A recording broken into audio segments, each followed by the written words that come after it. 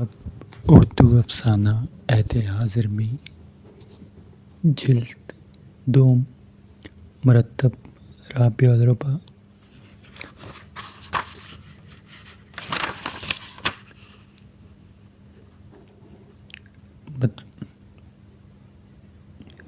مطبوعات Multan Institute of policy and Research Multan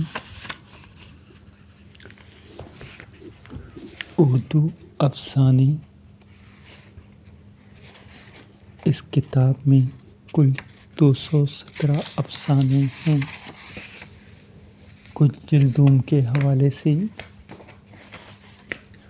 Urdu افسانہ عہد حاضر میں جلد اول کی اشاعت کے بعد ایک بار پھر بدگمانیوں کا بازار گرم کر دیا گیا کہ اب جلد دوم کی اشاعت پذیر ہونا ممکن نہیں رہا، کیونکہ اکیڈمی ادبیات پاکستان نے جلد اول کی اشاعت کے دوران ہی اس پروجیکٹ کے لیے خصوصی گرانٹ جاری کرنے سے اس وقت معذرت کر لی جب اس کے صفحہ نمبر 2 پر اکیڈمی مذکور کی جانب سے مالی معاونت کا سرٹیفکیٹ بھی چھپ چکا تھا۔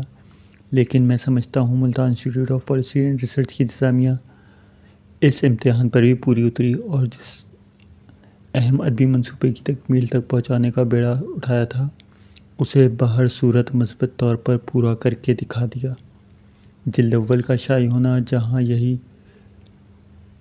خوابوں کے لیے بزدہ خوش کن تھا، وہاں بدخواہوں کے لیے مقام بغض و حسد کچھ بھی نہ بن پڑا تو اس نوعیت کے کیڑے نکالے کہ وہ دو جلدیں بنانے کی کیا ضرورت تھی، ایک ہی میں کافی تھا۔ اب انہیں کون وضاحتیں پیش کرتا پھرے کہ صاحبو لگ بھگ 1560 صفحات پر مشتمل کتاب کو ایک جلد میں چھاپنا کسی طور پر بھی مضبوط جلد کا ضامن نہیں ہوتا۔ کتاب اٹھانے رکھنے میں کئی ٹکڑوں میں نہ بٹے تو وہ ٹکڑے ہونا ہی ہوتی ہے۔ یہ مشورہ پرنٹر کا تھا کہ کتاب 2 جلدوں میں منقسم ہونا اس کی طبعی پائیداری کے لیے مناسب رہے گا۔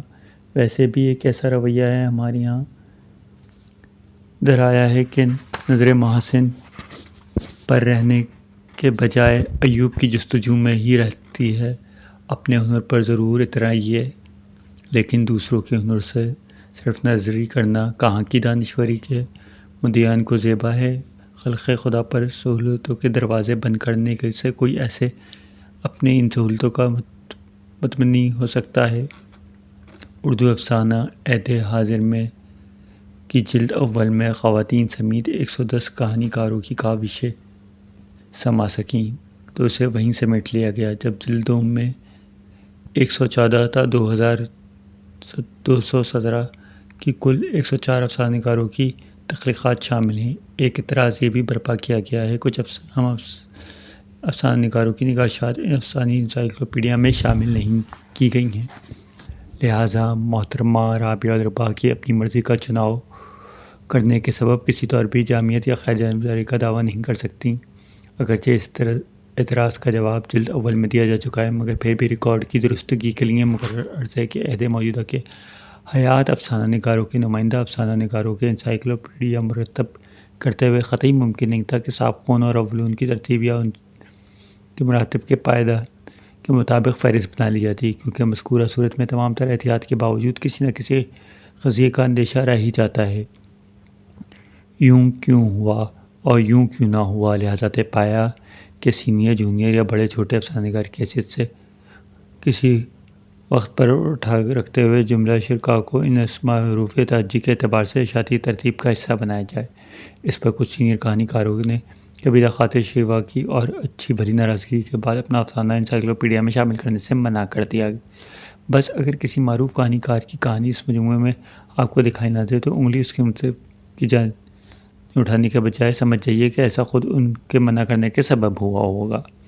یہ حقیقت ہے۔ اگر آپ کوئی اہم کام کرنے چلیں تو راہ میں ہمہ وقت مزاحمتوں کا پیش آنا ایک چلن سے زیادہ دستور بن چکا ہے۔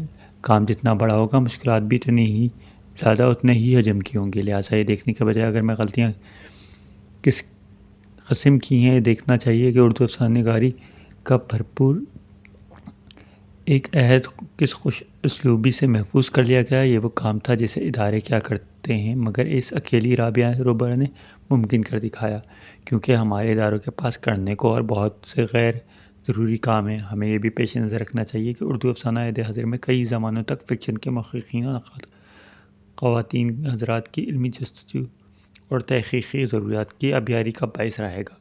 کیوں ان 2 جلدوں میں لمحہ موجود کا نمائندہ افسانوی عہد محفوظ ہو چکا ہے۔ مبارک رابعہ روبرا۔ شکریہ Multan institute of policy and research centre. Hafiz Khan Tirmiz. Tamgha Imtiaz 25 ستمبر 2017۔ Askari tower, block 1-2، apartment B, ground floor, defence phase 2، اسلام آباد۔